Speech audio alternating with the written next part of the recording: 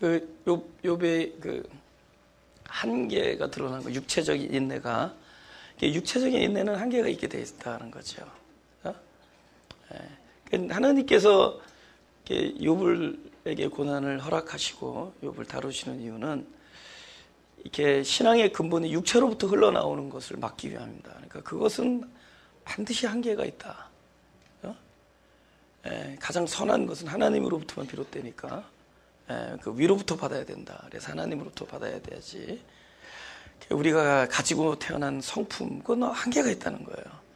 잠깐 뭐 약간의 차별이 있겠죠. 급한 사람 아니면 좀 상대적으로 좀 이렇게 좀 부드러운 사람이 있겠죠. 그러나 결국 육체에서 비롯되는 것은 결국엔 한계를 드러낸다. 결국 욥기도 그 한계를 드러난 얘기가 나옵니다. 3장에 보면은 막 자기 생일을 저주하고, 그죠? 아마 처음에 자식들이 사라지고 온 소유가 다 사라지고 하는 상황에서도 주신 자도 하나님이요 취한 자도 하나님이다, 이런 고백을 했던 사람입니다. 그 다음에 몸에 막 뭡니까 갑자기 단어가 뭐야? 무슨 창? 악창이라죠. 맞아. 근데 이럴 때 영어도 생각이 안 나. 악창이 나와서 그 몸에 악창이 나가지고 막 기왓장으로 긁고 그러는 상황에서도 그러니까 막 옆에서 보기가 막 화가 치면 누구야? 그 아내가 와서 막 차라리 하나님 욕하고 죽으라 하는 상황에서도 그냥 우리가 복을 받은 복도 하나님께서 주셨는데 재앙도 받을 수 있지 않겠느냐, 이렇게 굉장히 성숙하게 들리는 그런 대답을 하던 욥이 급기야는 결국은 이제 폭발하죠. 자기 인내가 한계에 다다라서 폭발하죠. 자기의 생일을 저주하는 순간에 이르고 만다는 거죠. 그렇죠? 이런 걸 통해서 결국은 욥이나 우리나 모든 사람이 하나님으로부터 특별한 생명을로 다시 이걸 태어난다 그러죠. 우리는 무엇이 되는 문제가 아니라 계속 태어나는 문제다. 그죠? 이게 생명의 논리는 새로운 존재로 태어나는 것이다. 결국은 생명을 받지 않으면 안 되는 것이다. 우리 구원의 아주 절대적인 필요성을 나타내는 것이다. 그래서 결국 이제 욥 오래 지금 42장까지 가면서 결국 하나님께서 그러니까 사람이 가지고 있는 거로는 굉장히 선해 보일 수 있어요. 그죠? 입술로 범죄하지 않았어요. 욥이 그러잖아요. 입술로 범죄하지 아니했다. 그래도 이 마음의 문제는 어떻게 할 수 없는 거예요. 치미는 거 어떻게 해요? 그죠? 마음은 막 부글부글 끓어도 입술로는 얼마든지 그럴 수 있는 것이다. 그죠? 우리가 어떻게 내 의지와 내 마음 먹은 걸로 안 되는 부분들이 있다. 본능적인 부분, 우리 존재에 관한 부분은. 그래서 결국은 새 생명으로 태어나는 수밖에 없는 것이고, 이 말씀을 우리가 우리 영혼에 뿌린다는 얘기는 계속 생명이 태어나는 이야기지. 우리를 이렇게 좀 개조하는 그런 종류의 얘기야. 새로운 생명이 계속 태어나는, 계속 씨를 뿌리고, 그죠?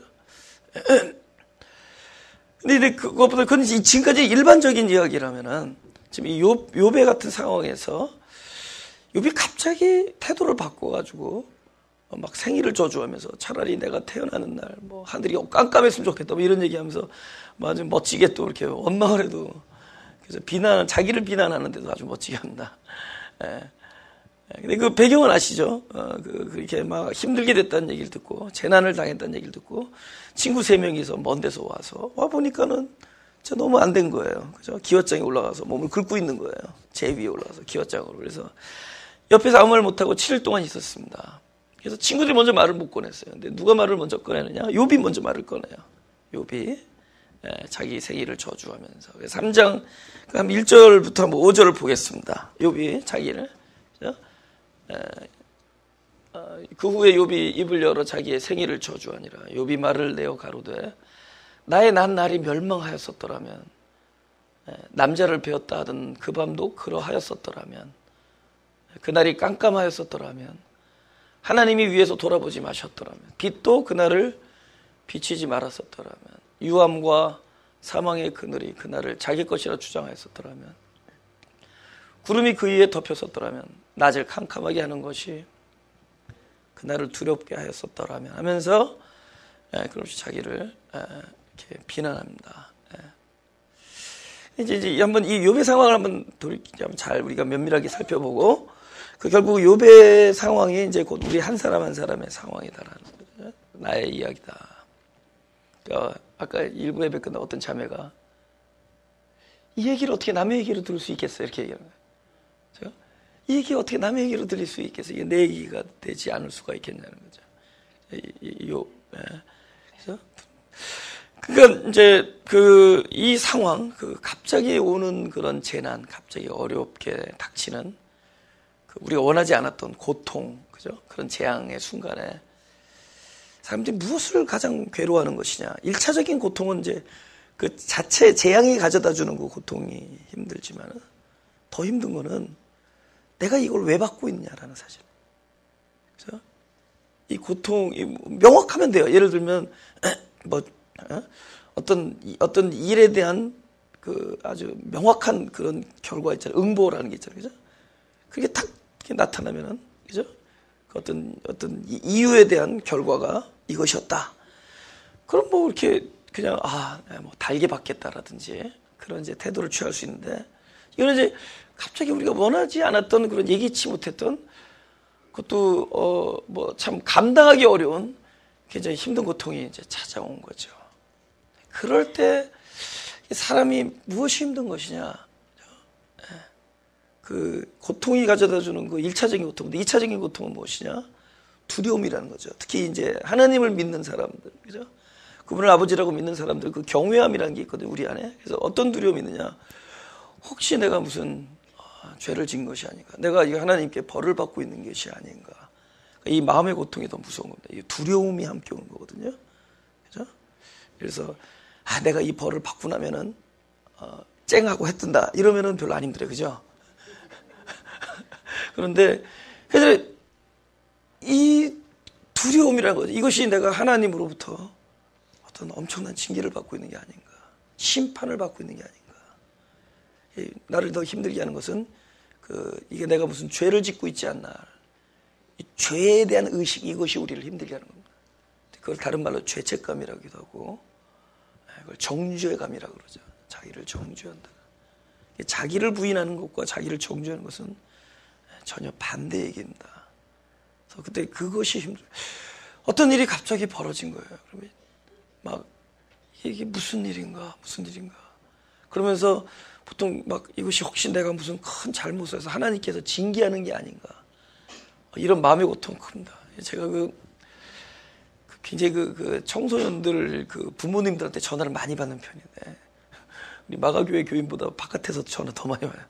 이상하게 소문이 나가지고. 그래서 전화가 오는데, 보통은 이제 깜짝 놀라서 그런 거야, 부모님들이. 뭐가 깜짝 놀라냐? 아들이 공부 잘하는 줄 알았는데, 며칠 동안 학교를 안 나왔다는 통보를 받은 거예요. 그죠? 한 학기 토탈, 그죠? 한 학기 아예 자체를 안 간 아들을 나중에 발견한 부모님들. 그래서 그 방에 들어가서 책상을 뒤져보고 그 바지 주머니를 봤더니 뭐 이상한 풀이 나오더라는 거예요. 이게 뭐냐는 거예요. 어떤 사람은 뭐 이상한 이렇게 유리봉이 나온다. 이게 뭐냐는 거지. 책상에 무슨 이상한 유리봉이고 파이프 같은 게 뭐냐는 거죠. 그 풀보다 그 파이프는 좀 더 센 겁니다. 이렇게 대답해 주죠. 그럼 이제 갑자기 뭐 집에서 그 부모님들이 너무 당황하는 거죠. 뭐 이런 일이 우리 집에서. 그죠? 그래서 처음에는 그 당황하는 것 때문에 그 고통이 직접 와닿지는 않는데, 시간이 흐르면서 그 마음의 고통이 심한 거예요. 혹시 내가 하나님께 이제 징벌을 받는 게 아닌가, 무슨 징계를 받고 있는 게 아닌가, 무엇을 내가 잘못했는가. 그냥 별 생각들 다 하는 거죠. 뭐 옛날에 헌금을 작정했는데 헌금 작정 못 내고 지금 미국으로 이민 와서 사실 마음에 걸려.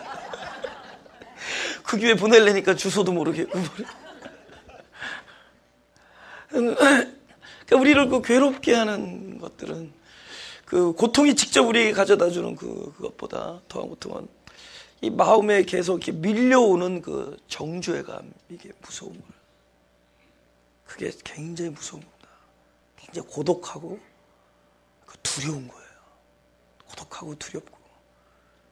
모든 사람들이 나를 이렇게 질책하는 것 같은 느낌. 무섭다.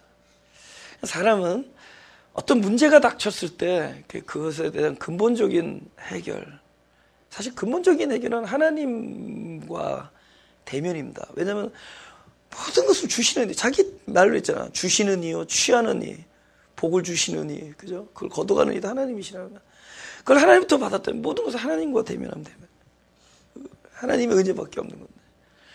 근데 일단은 심틈을 해결하려고 하죠. 일단 여기서부터 빨리 내가 이거 어떤 거죠? 이 심틈이 뭐예요?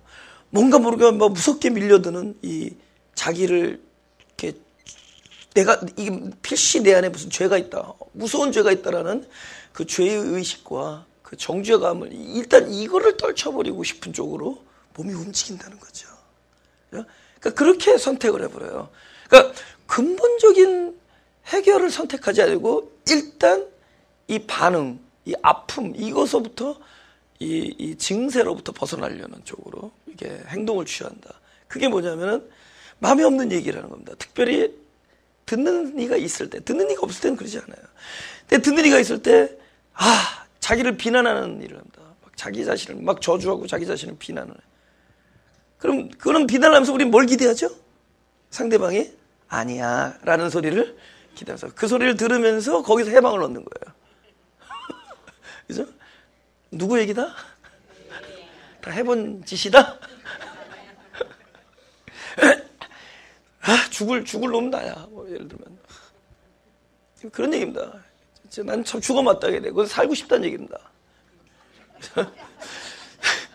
진짜 죽어 마땅한 사람은 그런 표현을 안 해요. 근데, 죽어야 돼. 난 차라리 태어나지 말아야 돼. 이거는 인생에 미련이 있는 사람일수록 그런 얘기 많이 해요. 태어나지 말았어야 된다. 그죠? 그러니까 여러분, 아내들이 내가 이 남자랑 결혼하지 말았어야 되는 건 이 남자랑 오래 살고 싶다는 뜻으로 그렇게 반응을 해달라는 거예요. 내가 이 남자를 만나지 말았어야 된다. 이거는 속으로는 참 잘 만났다. 근데 이런 재미가 솔솔. 만약에 남편이 너무 우수하고 모범이면 이런 얘기할 수 있는 권리가 박탈당하는 거예요. 그래서 사람들이 끊임없이 듣는 사람, 다른 사람에게 자기를 비난하는 거예요. 자기를 비난하면서 그들의 위로를 원하는 거예요. 그들이 내가 나를 비난하고 내가 살 가치가 없다는 얘기를 할 때 그것은 자네 탓이 아니고 자네 잘못이 아니라는 얘기를 듣기를 원하는 거죠. 그러면 뭐에서 해방되는 거죠? 아까 잠깐 느끼고 있었던 어떤 스쳐 지나가는 정죄감이나 죄의식 이런 것부터 해방될 수 있다고 생각해요. 그러면 그렇지 않아요. 잠시 주는 위로의 말은 금세 지나가는 거예요. 그죠? 금세. 그러나 그 말이 지나가고 나고 그 말을 한 사람이 떠나가면은 또 한 번 홀로 남아서 봐요. 그거는 왜냐하면 고통은 계속 진행되고 있기 때문에요.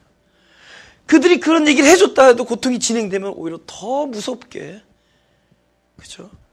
그 정죄감은 무섭게 밀려드는 거죠. 왜냐하면 그거는 근본적인 해결이 아니기 때문에. 이것은 하나님과 대면하는 문제지, 사람들에게서 잠시 받는 위로와 잠시 그들이 나를 변호해 준다든가, 아니 나는 죄가 없다라는 얘기. 그저 자기가 자기를 막 비난한다, 이건 내 죄다 할 때 상대방이 너는 죄가 없다라고 얘기하는 걸 우리는 즐기는 거예요. 그런 이야기를 듣기를 원하고, 그런 얘기에서 일시적인 안도감과 일시적인 해방을 우리는 먼저 추구하는 거죠. 그거는 근본적인 해방이 아니다라는 겁니다. 그렇죠?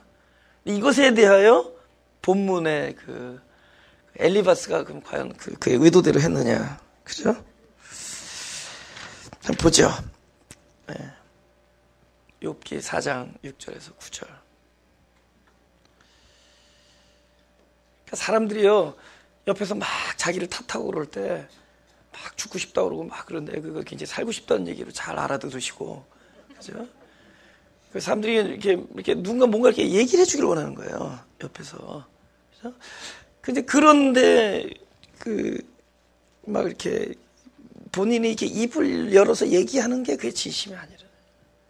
우리는 참 많은 거짓된 진실을 안고 살아가는 사람들인데, 하나는 본인이 모르는 거짓된 진실과, 아니 본인이 알면서도 끊임없이 입술은 계속 거짓을 얘기한다. 왜냐하면 일단은 어떤 해방감을 맞고 싶은 그런 생각이. 이건 본능이 움직이는, 본능이 나를 이렇게 움직이는 거죠. 그 메커니즘이 그렇게 되는 거죠. 요즘 막 사람들 막 싸운다 그럴 때 막 주먹이 안 나가고 막 이렇게 우아기 벗느라고 시간 질질 끄는 거예요. 누군가 옆에서 말려달라는 겁니다. 그 어떤 사람도 신발끈까지 매. 그거는 진짜 말려달라는 겁니다. 싸우는데 언제 신발끈? 우린 늘 관객이 있을 때, 늘 다른 사람이 때, 이거 없을 때 있을 때 우리의 행동하는 모습이 다르다. 그러니까 있을 때는 늘 어떤 결정을 낼 때 함께 안에서 그걸 뭔가 기대를 하면서 우리가 행동을 결정한다는 거죠. 근데 지금 제가 말씀드린 거는 모든 사람이 그렇다는 거예요. 이건 누구 하나 예외 없다는 거예요. 사람에게 가장 무섭게 다가오는 고통이 뭐냐? 정죄감이라는 거예요. 정죄감. 우선 어떻게 어려운 일을 당할 때, 이 고난을 당할 때 이것이 내가 하나님으로부터 받는 심판이 아닌가, 하나님으로부터 오는 징계가, 이럴 때 오는 이 마음의 그 두려움은 이건 진짜 헤아릴 수가 없는, 이건 헤아릴 수가 없는 고통입니다. 이거는 고통 그 자체보다 더 힘든 이중고죠. 하나에다가 합치죠. 근데 2차적인 고통 자체가 너무 무거워요. 그걸 우리가 해결할 수 있겠냐는 거죠. 우리가 다 사람들이 잠시 와서 아니야, 넌 심판을 받는 게 아니야, 뭐 무슨 얘기가 위로가 되겠냐. 근데 우리는 그거를 듣기 위해서 막 자기를 비난하는 거예요. 지금 욥의 얘기는 특별한 사람의 얘기가 아니에요.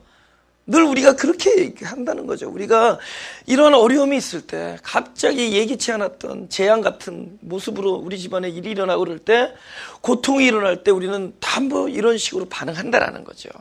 잠시 구원 받는 느낌을 받는 거예요. 그러나 진정한 구원은 그분으로부터 비롯되는 것이죠. 하나님과 대면하면서 이루어지는 것이다. 이건 여기에서 잠시 그들이 그런 내가 원하는 대로 반응해 주면은 그것은 뭐 고통은 사라지지만 그 고통 다시 찾아온다. 더 무섭게 찾아온다. 지금 고통을 제거하고 나면 그것이 근본적인 치료가 아닐 경우에는 더 무섭게, 더 큰 힘으로 온다. 더 큰 힘으로 우리에게 찾아온다는 얘기입니다. 근데 여기서는 그 친구가 또 그렇게 얘기해 줄 줄 알았는데 안 그래요. 그렇죠? 엘리바스가 또 어떻게 얘기하느냐. 6절부터 한번 보겠습니다. 6절부터. 내 의뢰가 경외함에 있지 아니하냐. 내가 여태까지 하나님을 이렇게 신뢰하는 그 하나님을 믿는다는 그 믿음이, 그죠? 하나님을 두려워하고 하나님을 존귀히 여기고 그를 경외하는 데 있지 않았냐. 그죠?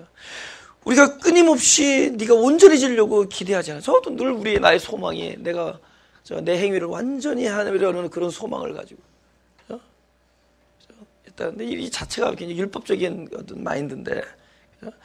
내가 자꾸만 이렇게 온전하게 행동을 하면서, 그죠?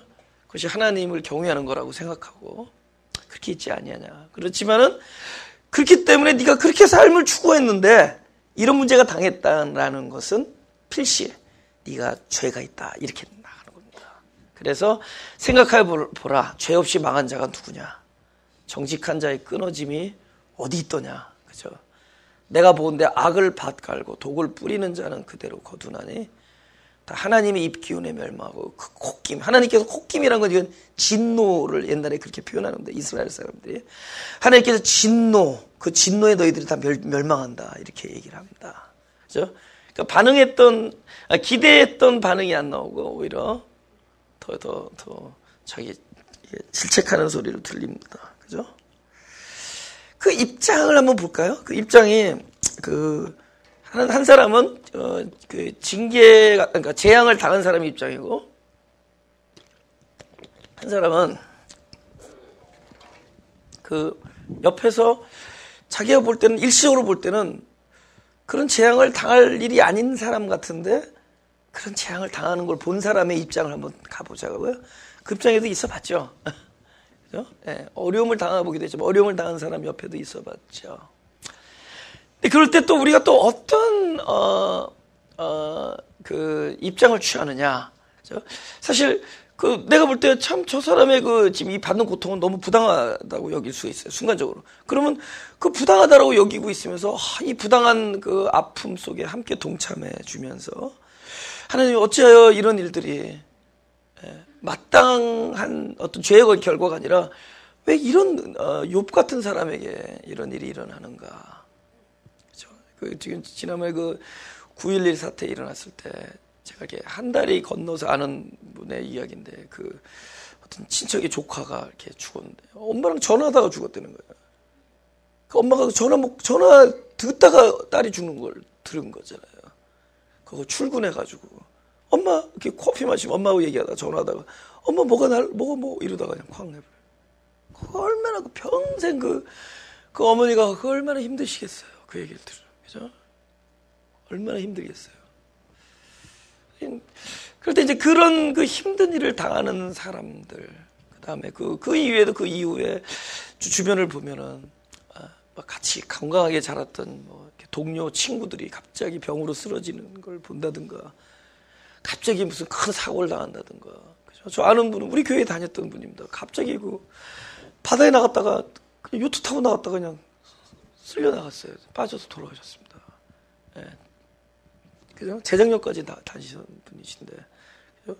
오늘 신문 보니까 얼굴에 이렇게 사진이 나왔어요. 요트 타고 나갔다가 그냥 이렇게 조그만 요트 타고 폭풍에 이렇게 풍랑에 뒤집어지면서 결국은 그걸 잡지 못해가지고 결국 이제 빠져서 익사하셨습니다. 갑자기 그죠? 그분도 잘 살아보려고 애쓰던 분이고, 그런 많은 사람들.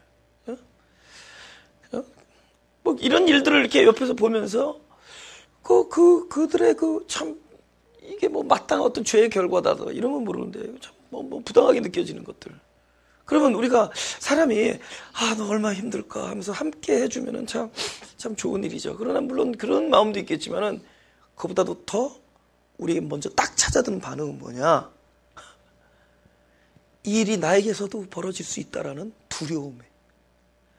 이 동일한 일이 그렇다면 나에게도 나보다도 더 경건하게 사는 사람들에게 이 일이 일어났다면 되게 중요합니다.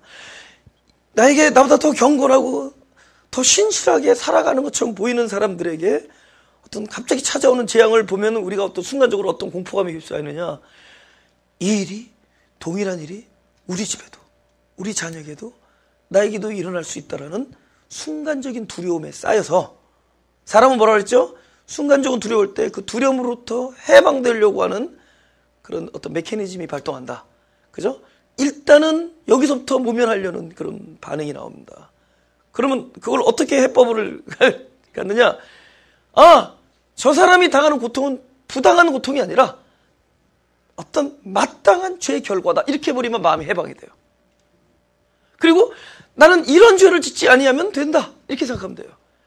저 사람 분명히 드러나지 않은 어떤 무서운 죄가 있을 것이다. 저 사람은 이 일을 당해할 수밖에 없는 마땅히 어떤 자기는 나는 모르지만 어떤 큰 죄를 저질렀을 것이다. 아니면 저 사람은 저 사람 집안에서라든지 무슨 큰 하나님을 기쁘게 하지 않는 어떤 일을 했을 것이다 라는 생각으로 몰고 가요. 그러면서 해방감을 느껴.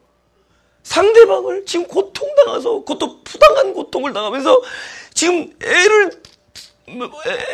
애 먹고 있고, 그렇게 애를 끌고 있고, 고통당하고 있는 그 힘들어하는 사람을 우리는 순간적으로 단죄를 해버리고 정죄를 해버립니다. 그러면서 이거는 죄의 결과다. 그죠? 분명히 무슨 죄를 졌다. 이건 하나님부터 마땅히 받는 심판이고 징계일 것이다 라고 우리가 그렇게 마음을 먹는 순간에 일시적인 안도감이 오는 거예요. 나는 이 일이 나에게는 일어나지 않을 것이다. 내가 그러한 죄를 짓지 아니하는 한 나에게 이런 일이 일어나지 아니할 것이다. 남을 도와주기보다는 일단은 내가 빨리 순간적인 안도감과 순간적인 어떤 릴리프를 하죠. 릴리프를 우리는 추구하는 쪽으로 우리의 온 존재가 확 글로 반응한다라는 거죠. 누구 얘기다? 7명 내 얘기다. 나까지 8. 누구 얘기다? 200명.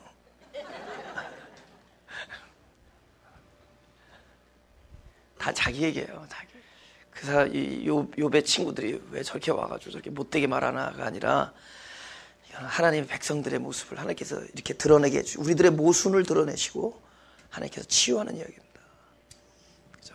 사람은 다른 사람이 있을 때 갑작스런 재앙에 대해서 자기를 비난하면서 상대방이 너의 잘못이 아니라는 얘기를 들으면서 거기서 해방을 받기를 원하는 마음이 있고, 그것에서 우리는 남과 그의 고통에 동참하고 그를 위해서 기도하기보다는 그를 단죄해버리고 정죄해버림으로써 나는 적어도 이런 죄를 짓지 아니한 나에게는 이런 고통이 오지 않을 것이다라는, 그래서 스스로를 안심시키려는 그런 악한 반응이 우리 안에는 도사리고 있다. 악한 반응을 한다라는 겁니다. 그럼 마음이 편해져요. 죄의 결과다. 그래서 마음속에 어떤 생각을 하느냐, 저 사람이 죄를 지어서 이렇게 된 것이라고 믿어 마지 아니하는 바입니다. 하나님, 분명히 저런 고통을 당할 수밖에 없는 이유가 있을 겁니다. 그러기를 바라요. 못된 위시죠. 그죠? 아주 쿠어 위시죠. 아주 잔인한 희망사항이죠. 저 사람이 죄를 짓고 죄의 결과로 저런 고통을 당한다라.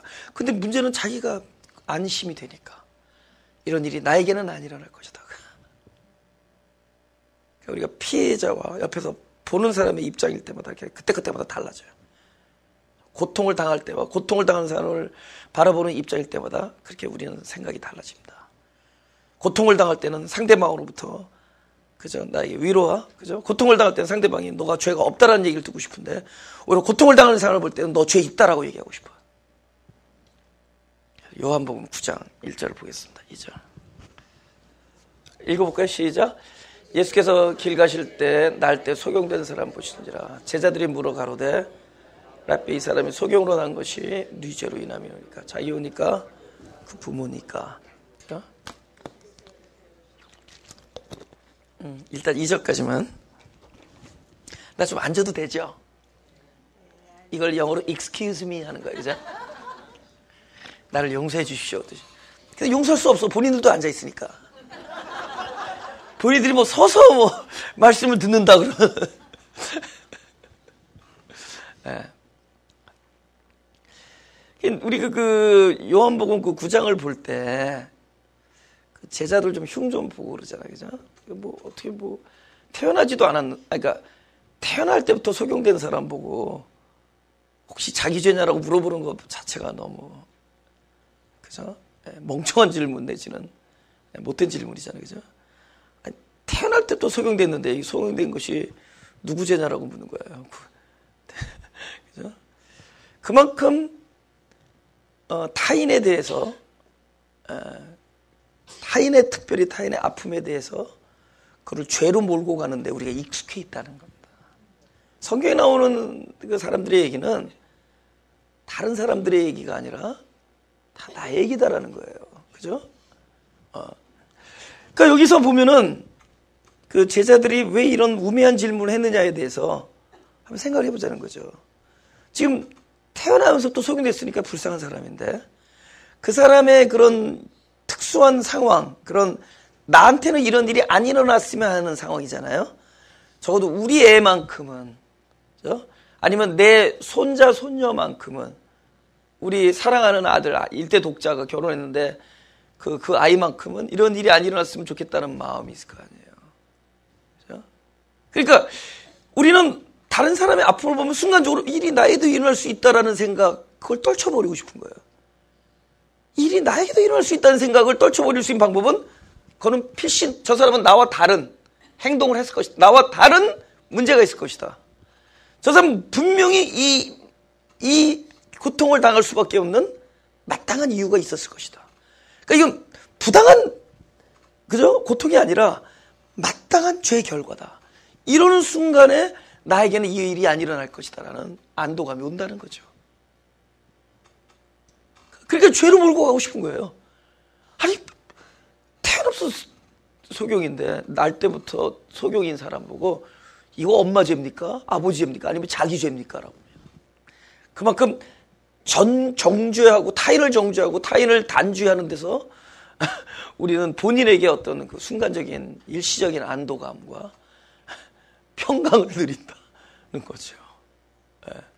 근데 예수님이 여기에 대해서 어떻게 말하냐? 9장 3절.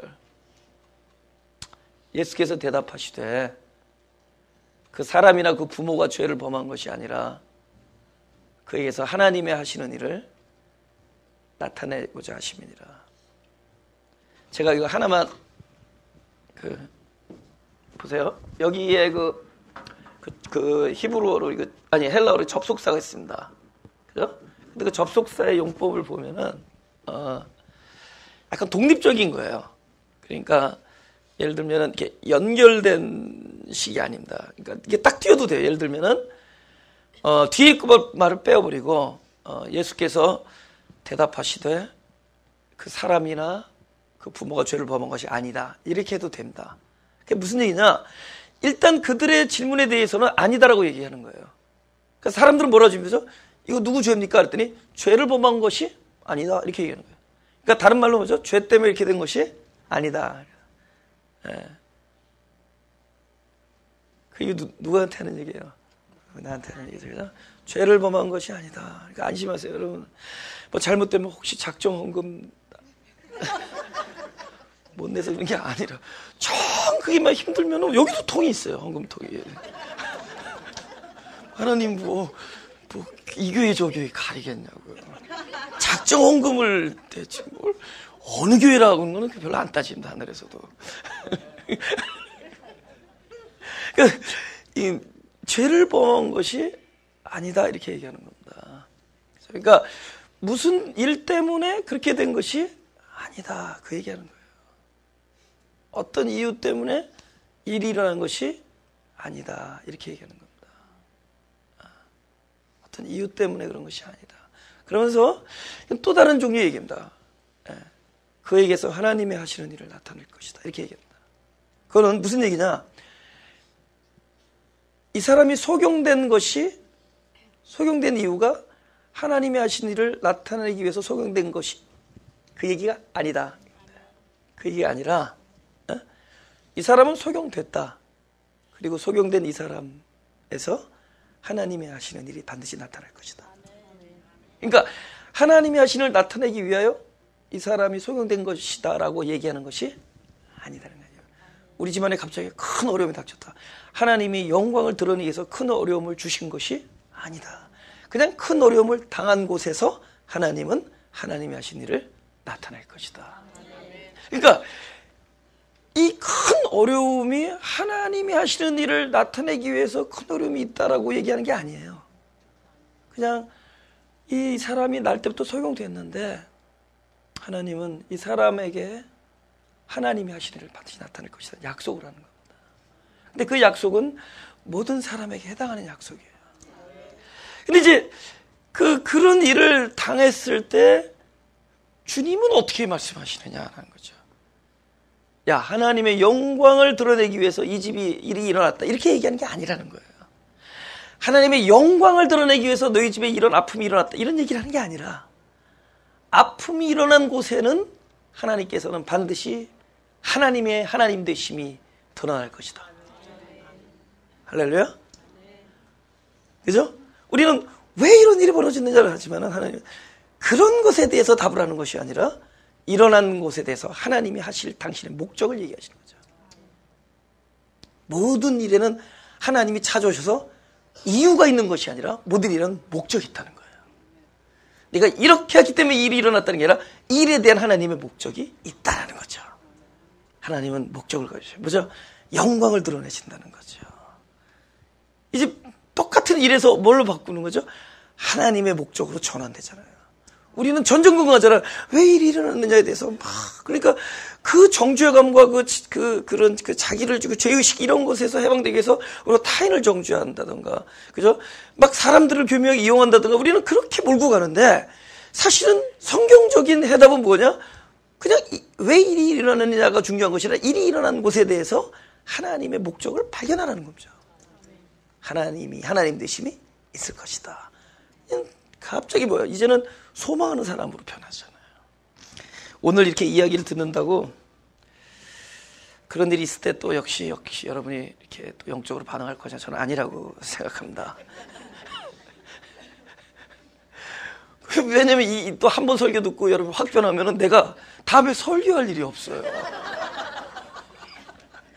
나 죽을 때까지 설교하고 싶은데 한 번 듣고 딱 이렇게 뭐 제대로 반응해 버리면은 내 있을 자리가 없어서 하나님께서 길게 끌고 가는 겁니다. 근데 자꾸 듣다 보면은 이제 그 말씀이 들어오다 보면은 여러분의 반응, 나의 사람의 반응은 아까처럼 이 욥과 친구들처럼 반응하지만 자꾸 말씀이 우리 안에 들어오다 보면은 이제는 나중에 어떻게 하면 로마서 8장에 나온 것처럼 그때는 성령님이 우리를 인도하는 사람이 돼요. 하나님의 영으로 인도함을 받는 자가 하나님의 자녀라 그러거든요. 그러니까 우리는 계속 그러다 보면 나중에는 자기 몸이 반응하는 것보다 안에 있는 말씀이 나를 이렇게 인도한다는 거죠. 하나님의 영이 우리를 인도하게 된다. 할렐루야. 그러면서 이렇게 점점 이렇게 하나님이 베푸신 구원이 내 안에서 이렇게 경험되진 걸 이렇게 보게 되는 거예요. 이 구원이 내 안에 충만히 이렇게 경험되고 있구나 하면서 더욱더 소망하는 사람들이 돼요. 어떤 일이 일어나도 이렇게 막 순간적으로 당황하거나 두려워하지 아니하고 늘 이렇게 하나님께서 늘 치유해 주시고 회복시켜 주시고 인도하시는 분이라는 것을 더욱더 깨닫게 된다. 그래서 점점 자유하게 된다. 할렐루야. 예. 계속 자유하게 점점. 예. 우리 마태복음 16장 24절을 보겠습니다. 다 같이 읽어볼까요? 시작. 이 예수께서 제자들이 이르시되 아무든지 나를 따라오려 하거든 자기를 부인하고 자기 십자가를 지고 나를 쫓을 것이니라. 예. 그게 무슨 부인하는 일을 굉장히 너무 심각하게 받아들이면 그 일이 또 다른 율법이 됩니다. 예. 모든 거 복음이라는 건 영적 본능이기 때문에 아주 자연스레 그 인도하심에 의해서 되는 것이다. 근데 우리가 영적인 그런 어떤 그 원리를 깨달으면 몸이 반응하는 게 아니라 이미 안에서 그걸 받아들이거든요. 속 사람이 그것이 강화되면서 점점 바깥 사람을 지배하는 그런 안에서 바깥으로 이렇게 나가는 구원은 안에서부터 시작되는 씨는 땅 속에서부터 위로 나가듯이 그래서 이런 영적인 원리를 깨달으면은 내가 설교 시간에 그렇게 들었지 그렇게 하지 말고 자기 부인으로 가자 그렇게 안 된다는 거예요. 이거 뭐 나를 정죄하거나 이 죄책감으로부터 모면하려고 하지 말고 나를 부인하자 뭐 이렇게 안 된다는 겁니다. 그러나 이런 어떤 영적인 원리가 우리가 들려지면은 하나님은 영이시니 신령과 진정으로 할 때 신령이라는 거는 그러니까 in spirit이에요. 영 안에서 하나님이 영이시니 말씀이 영이니까 영 안에서 이렇게 예배가 되는 겁니다.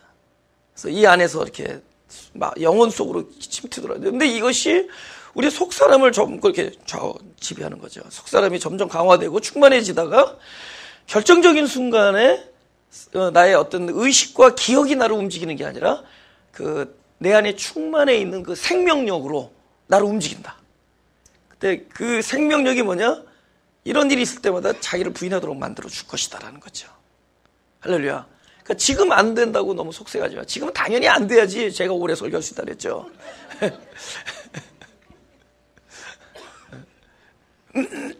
근데 제가 어떤 원리를 말씀드리냐면 사람들이 자기를 부인한다라는 이 어떤 이런 행위라 할까요? 이런 일을 무엇을 보냐? 그걸 항상 우리는 어떤 죄와 벌 이런 관계, 죄와 징계 이런 심판의 관계에서 놓여 있기 때문에 어떤 인과응보, 물론 인과응보가 전혀 없는 게 아닙니다. 다 이런 그런 것들의 어떤 그 일반적인 어떤 그 체계가 있어요. 하지만 모든 것이 그런 게 아니거든요. 그렇지 아니한 것들이 사실 더 많다라는 겁니다. 우리가 알 수 없는 하나님 나라의 질서 안에서 움직이는 것들이 더 많습니다.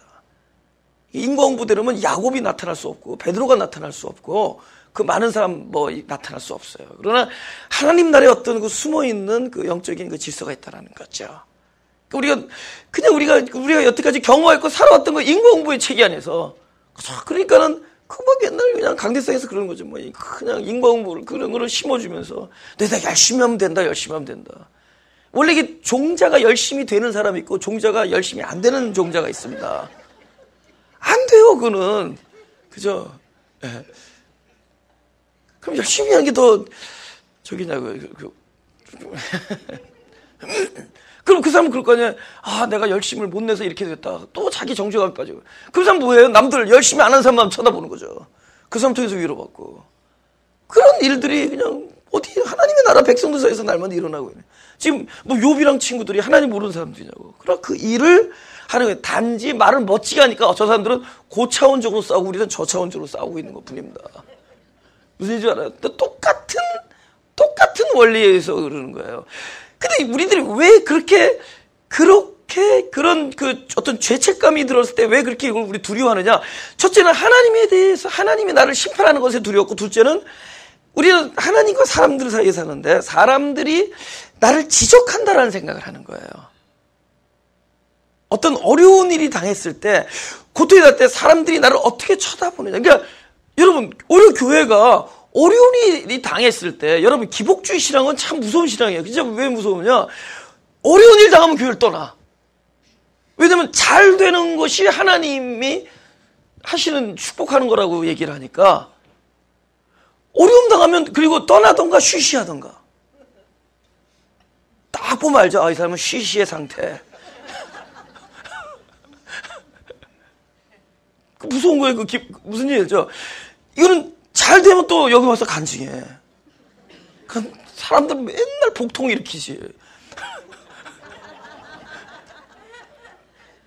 그러니까 어려운 일을 당할 때 너무나 많은 고통이 오는 거예요. 그 자체가 고통스럽지만은 하나님부터의 징계에 대한 두려움도 있죠. 또 하나는 사람들이 또 나를 어떻게 보느냐, 사람들이 나를 어떻게 지적하느냐, 그들이 나를 어떻게 또 평가하느냐, 이거에 대한 또 두려움. 왜냐하면 자기가 그렇게 해왔거든. 나도 그렇게 해왔기 때문에 사람들이 나에게 똑같이 내가 남에게 한 것처럼 그들도 나한테 할 것이라는 두려움 때문에 또 다른 이번 삼중고가 또 고통에 고통. 지금 제가 자꾸 모순을 드러내는 이유는 하나님께서 치료하신다는 겁니다. 할렐루야. 치유하신다는 거예요. 치유하신다는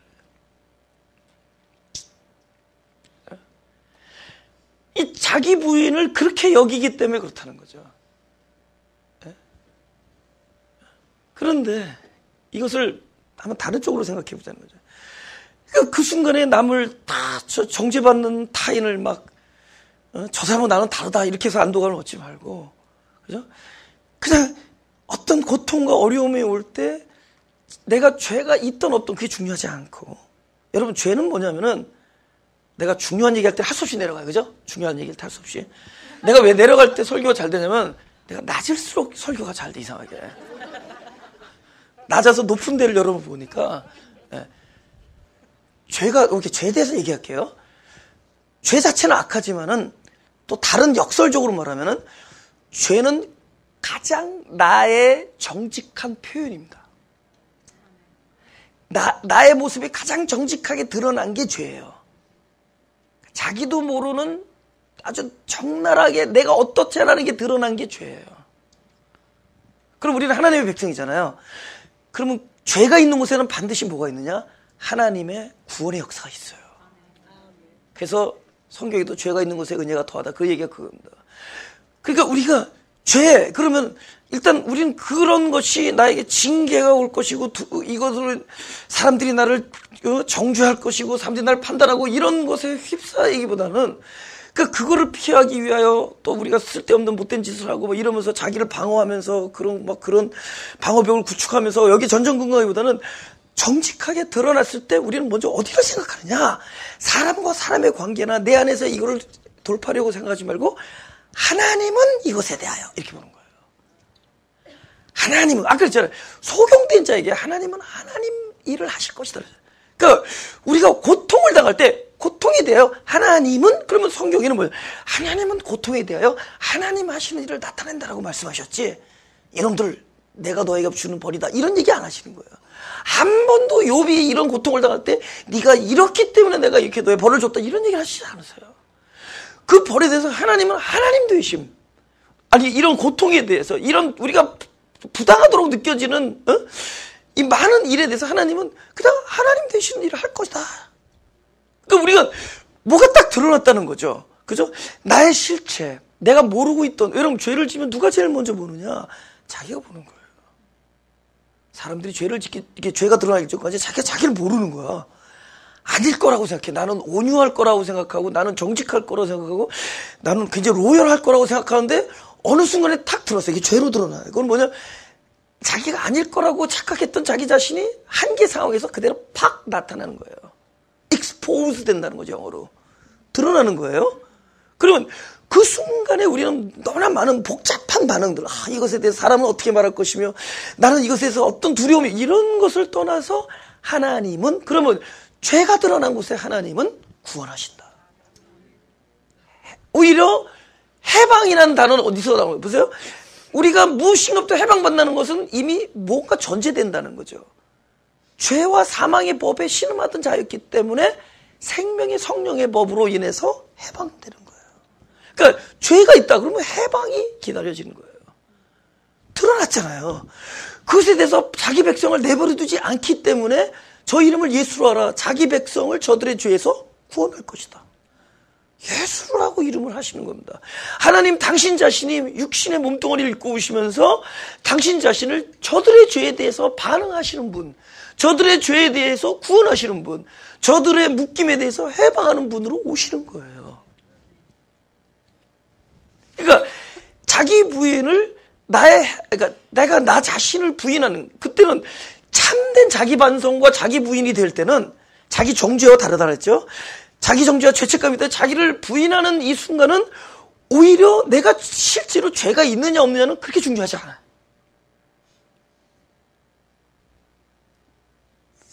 중요하지 않대도요. 우리가 나를 부인한다. 어떤 일이 일어났을 때 제가 하나님은 하기 위해서, 하나님의 해방을 받기 위해서는 자기 부인으로 들어가는 건데, 이 자기 부인이 사람들이마다 저들이 나를 어떻게 나의 부족한 면을 지적하고 부족한 면을 어떻게 보느냐에 견적하는 것보다는 자기 부인이라는 이 놀라운 일이 오히려 하나님이 나를 해방시켜주는 일이고 나를 구원시켜주는 일이고 여기면은, 할렐루야, 어디가 먼저 즉각적으로 반응하냐? 이 내 속에 있는 나의 이 속사람이 즉각적으로 자기 부인하는 순간에 구원을 느낍니다. 이건 즉각적으로 느끼는 거예요. 예? 그때는 내가 죄를 지었느냐 안 지었느냐, 무슨 하나님이 이러한 일을 받을 수 있느냐 없느냐를 분석하는 게 별로 중요하지 않아. 정작 우리가 자기를 부인하는 순간에 들어가면은 우리는 해방감과 구원을 동시에 확 느껴요. 뭐야? 하나님이 그렇게 우리를 만들어놨어요. 하나님이 절대로 네가 나를 따르거든 자기를 부인하면 안 돼. 자기를 부인하는 순간에 이런 완벽한 하나님의 그분의 구원하심과 도우심을 여기서 느끼게 만들었어요. 이 속사람을 그렇게 그걸 딱 느끼게 만들었어요. 그때는 밖에서는 부글부글하고 그러는데 딱 혈압기를 속사람을 딱 재보면 정상 나와. 에? 그렇게 반응을 하게 됐대도요. 그러니까 우리가 순간적인 안도감을 느꼈어요. 상대방을 타인을 단죄하고 저 사람이 저를 법하는 건 이런 일 때문이라고 그리고 또 어떤 사람은 또 성격이 못돼가지고 정죄한 거로 끝나지 않고 꼭 그 입에서 내가 잘못했다는 얘기를 들어야지만이 혈압이 떨어지는 사람들이 있어요. 그런 사람들은 순간적으로 자기 안도감과 평안함을 느낄지 모르지만 이 안에 진짜 새롭게 태어난 그 생명은 괴로운 거야. 근본적인 해결이 아니기 때문에 아주 괴로운 거예요. 그러나 자기가 부인되어지는 그 순간에 남들의 앞에서 전에는 남들이 나를 지적하고 나를 부끄럽고 하는 이런 것보다도 일단은 이 존재 자체의 어떤 해방감과 구원을 즉각적으로 느끼게 만들었다고. 하나님이 그렇게 우리를 만들었다는 거죠. 예? 먹어봐야 맛을 알지? 맛을 봐야 맛을 하지? 맛을 알고 뭐 어떻게 하죠? 뭐 있어요. 먹어봐야 맛을. 그러니까 맛을 보면 맛을 알고 먹어보면 맛을. 계속 이것도 맛본 자들, 하나님의 선하심을 맛본 자들은 지금 이게 무슨 얘기인 줄 알 거예요. 뭔지 모르는 내적 평화, 이건 하늘로부터 오는 거거든요. 나를 부인하는데 우리는 그거를 안 하겠다고 막 싸우면서 상대방을 단죄하고 정죄하고, 자기는 상대방의 위로가 필요하고 또 위로 안 한다고 또 시험 들고 관계 나빠지고, 우리는 늘 그러면서 싸우는데, 그러나 이런 딱 하늘나라 방식은 너희가 나를 따르라거든 자기를 부인하고, 근데 그 순간에 즉각적인 구원을 우리는 느끼게 만들었더라. 감각하게 만들었다는 거죠. 할렐루야. 이제 올라갈게요. 이사야 43장 1절. 그러니까 이런 어떤 그런 나도 모르는 사이에 하늘나라의 원리에 입각한 반응이 나타난다. 그러면 굉장히 성숙해진 거예요. 그럼 그 성숙해진 사람 더 이상 내가 상대방이 나를 지적하는 것에 대해서 점점 이렇게 무감해집니다. 전에 내가 두려워하던 일로부터 굉장히 무감각해져. 이거를 성경에서 말하는 진리가 너희를 자유케 해줬다. 점점 자유해진다. 우리가 얼마나 이 고통이 아직 우리가 하늘나라의 어떤 그 영적인 그런 성숙함에 이르지 못해서 오는 고통들이 너무 많다라는 거죠. 제가 여러분 지금 가르치는 게 아닌 거 알죠? It's all about me. 이건 all about me. 이거 어디서 발견했겠어요? 어디서 무슨 뭐 표준 정과 사전 보고 왔겠어요? 내 삶 속에서 그렇게 살아왔기 때문에. 그래서 그렇게 살아왔기 때문에. 째지거든. 상대방을 단죄할 때 그 기분 알죠? 이제는 안 째져. 이제는 별로 표현하지. 이게 영이 행복하지가 않아요. 근데 자기를 부인하면서 오는 그 평화감. 그죠? 그때는 누가 뭐라는 것이 그렇게 중요하지 않아. 그제는 누가 나를 뭐라고 하는, 교회에서 나를 어떻게 쳐다보느냐, 사람들이 어떻게 인정을, 이게 너무 중요해. 그래서 우리가 막 병나는 거잖아요. 그죠? 막 신경 안정제 먹고 그러잖아요. 그 다음에 심하면 수면제 먹고 그러다가 나중에 독약 먹고 그러거든요. 막, 이게, 우리가 아직 영적으로 그 안에 그 참된 해방을 경험하지 못했기 때문에 오는 셈뜸들이다. 다 같이 읽겠습니다. 시작. 야곱아, 너를 창조하신 여호와께서 이제 말씀하시느라. 이스라엘아, 너를 조성하신 자가 이제 말씀하시느니라. 너는 두려워 말라. 내가 너를 구속하였고 내가 너를 지명하여 불렀느니 너는 내 것이라. 그죠? 아멘. 야곱이 먼저예요? 이스라엘이 먼저예요? 야곱이 먼저죠. 그러니까 야곱으로 태어났다가 이스라엘로 이렇게 거듭났죠. 그죠? 그래서 야곱으로, 그러니까 첫째 아담의 생명으로 태어났다가 마지막 아담의 생명이 그 안에 이제 들어왔어요. 그래서 너는 이제부터는 네가 네 생명이 주이 아니라 이스라엘, 하나님께서 너를 다스리는 자가 될 것이다. 이렇게 하면서 이름을 주십니다. 그죠? 그러면은 야곱아, 너를 창조하신 여호와께서 어제 말씀하시나 이래야지 맞는 거 아니에요? 근데 둘 다 이제라는 거야. 야곱아, 너를 창조하신 여호와께서 이제 말씀하시고 너를 조성하신, 이스라엘아 조성하신 여호와께서 이제 말하는. 그러니까 이제 하나님께서 말씀하시는데 누구에게 얘기하느냐? 야곱과 이스라엘에게 동시에 얘기해요. 그죠? 어제 얘기한 게 아니라 이제 말씀하시는 거예요. 하나님의 역사는 그렇죠? 창조와 조성입니다. 그죠? 바라와 아사예요. 바라, 창조하고 거기다가 하나님이 역사하십니다. 그래서 첫째 아담은 창조된 자예요. 우리는 처음에 창조된 자로 시작돼요. 그러나 그것에 조성하는 역사가 일어나요. 그것은 그 영생이 들어가는 거예요. 영생. 이런 역사거든요. 그러니까 야곱으로 창조하고 이스라엘로 조성하고, 그죠? 첫째 아담으로 창조하고 마지막 아담으로 만들어 나가고, 그죠? 아브라함으로 창조됐고 아브라함으로 만들어 나가고, 그죠? 그렇게 해서 계속 변하는 겁니다. 근데 그렇다면 진행이 돼야 되는데 둘 다 야곱아 이제 말씀하시고 누구야 또 이스라엘아 이제 말한다는 거죠. 여기서 우리는 해방감을 얻어야 돼요. 우리 몸속에서 이스라엘이 반응하기를 원하지만은 야곱이 즉각적으로 반응됨에도 불구하고 우리는 동시에 이스라엘의 정체성으로서 듣고 있다라는 것을. 그죠? 내 몸이 지금 야곱으로 반응하고 야곱으로 살아나고 야곱의 마음가짐을 갖고 있음에도 불구하고 이 말씀하시는 것은 지금 이스라엘의 나로서도 듣고 있고, 그분은 동시에 야곱이 나타나는 것도 그분이 용서하시고 알고 계시고, 그래서 야곱에게도 말씀하시고 이스라엘에게도 말씀하시는 거예요. 어떤 변천 과정이 아니라는 거죠. 우리는 그 두 생명의 실존을 동시에 끌어안고 살아가는 사람들이에요. 제가 왜 그러냐? 날마다 야곱이 나타날 때마다 괴로워하는 저와 여러분에게 하나님의 입장을 그대로 말씀드리는 거라는 거죠. 똑같이 우리는 같이 끌어안고 살아요. 그러나 이것이 점점 어떻게 되느냐? 하나님의 나라의 원리에 계속 이 말씀이 온전하게 채워지고. 근데 그 말씀은 어디에서 채워지느냐? 이스라엘 야곱은 깨어지기 때문에 열어지는 상태가 되고, 이 이스라엘은 계속 그것이 안에서 심겨지는 상태가 돼서 자라는 텃밭은 야곱이 아니라 이스라엘이에요. 마치 야곱은 그 말씀을 듣기 위해서 마치 쫙 오프닝하는 것 같은 거예요. 그래서 하늘나라에 공급이 있다 그러면 야곱은 원래 근데 그것이 뭐죠? 갑자기 야곱이 흑암으로 드러났다 그러면 갑자기 빛을 받는 오프닝이 되는 거예요. 야곱이 공허하다. 이것은 하나님의 충만을 받아들이는 오프닝이 되는 거예요. 예? 그러니까 우리 인생 중에서 끊임없이 내가 야곱의 것들이 계속 나온다는 거죠. 그죠? 흑암과 공허와 혼돈과 이런 것들이 끊임없이 경험되는데 이것을 우리가 한 단어로 죄라고 얘기하지만 이 죄는 나도 모르는 사이에 이것이 자기 부인.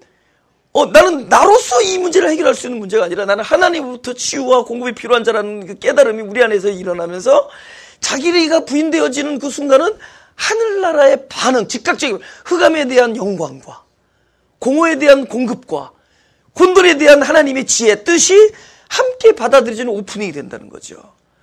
하면서 동시에 말하는 이제 말씀하되 야곱이 열어줬다면, 깨어졌다면 그것은 어디에 심겨지느냐? 이스라엘의 그 밭에 심겨지는 거예요. 그는 끊임없이 생명을 받아들이는 그릇이 돼서 충만해진다. 할렐루야. 충만히 이제 누가 누구를 지배하죠? 이스라엘이 지배하죠. 속 사람이 나를 지배하는 사람이 되죠. 그 자기 부인의 역사. 할렐루야.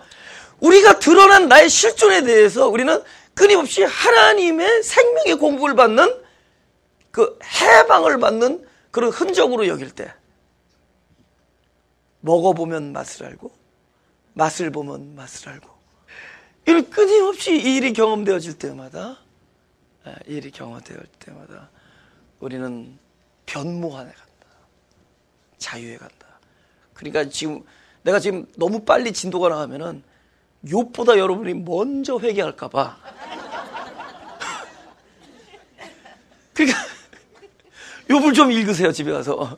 계속 지금 3강째인데 지금 그죠? 1강, 2강 오늘이 3강째인데 계속 욥을 읽으시면서 그것이 남의 얘기가 아니라 바로 나의 이야기다. 할렐루야. 가슴에 손을 대시고 잠깐 기도하기 전에 하나님께서 우리들의 모순을 다 이렇게 드러내게 해주잖아요. 그죠? 이 성경은 우리들 얘기예요. 다 우리들 얘기인데 다 드러나게 해주는 거는 치유하시겠다는 뜻이죠. 그러니까 우리가 교회 다닌다는 게 뭐 이렇게 뭐 재미있으려고 다니는 게 아니에요. 근데 재미있으려고 다니는 게 아닌데 재밌어지는 게 교회예요. 여러분 재미있으려고 다니면 마가교회 못 다니지. 이게 뭐가 있냐고 여기에. 혼자서 붙이고 장 붙이고 다 하는데 혼자서 뭐 하면서 피아노 치고 광고하고 설교하고 혼자서 다 해. 뭐가 재밌냐고. 그죠? 내가 볼 때 젊은 사람들 시집장가 가기 참 힘든 교회 여기에. 근데 시집장가 간 이후의 삶을 위해서 여기서 들으라는 얘기예요. 무슨 얘기인지 아세요? 왜냐면은 이게 말씀이 우리를 하나하나 우리의 모순과 우리의 일어난 어떤 그 실상을 드러내면은 그것은 치유해 주시겠다는 거예요. 한 번 듣고 또 듣고 자꾸 들려지면은 나중에 영이 우리를 인도해요. 하나님의 영이 인도할 때 하나님의 자녀지. 그렇게 뭐 외치는 게 자녀가 아니라 하나님의 영이 나를 인도해요. 할렐루야. 그러면은 재밌어진대도요. 삶이 재밌다는 거예요. 아니 전에는 자기 일이 칭찬받아 즐거운데 이제는 사람들 앞에서 나 자신을 진심으로 부인하고 진심으로 하나님 앞에 그분을 대면하고 나의 실상을 그대로 드러내면서 그의 자비를 구하는 그 자체가 즐겁더라고. 통렬하게 울 때 옛날에는 쓰라린 아픔이었는데 이제는 그 눈물 속에서도 치유와 회복과 환희가 동시에 느껴진다. 왜냐하면 하나님과의 일이니까. 점점 우리를 다 치유해 주실 것입니다. 그래서 나중에는 속 사람이 더욱더 강건해서 우리를 지배하는 하나님의 영이 우리를 인도하는. 그래서 그야말로 자기 존재, 자기 본능, 이런 어떤 사람으로서의 어떤 그런 모든 속성, 성품으로부터 자유케 되는, 죄와 욕심으로부터 자유케 되는, 진리의 어리를 자유케 되는 하늘나라의 평강이 있기를 주의 이름으로 축원합니다.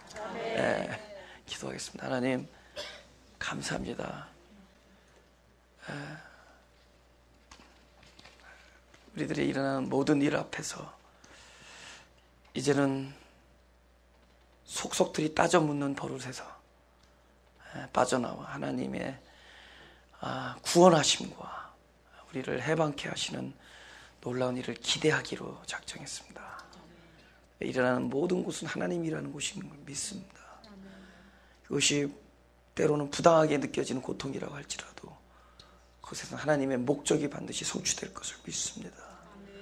우리로 넉넉하게 하나님 안에서 참된 평화를 어떤 상황에서도 누리는 모든 상황 속에서 그야말로 당신의 이름 때문에 우리에게 주어진 그리스도의 이름 때문에 우리에게 주어진 바로 여호와 만군의 여호와의 이름 때문에 어떤 상황 속에서도 승리하는 우리가 되게 하여 주옵소서.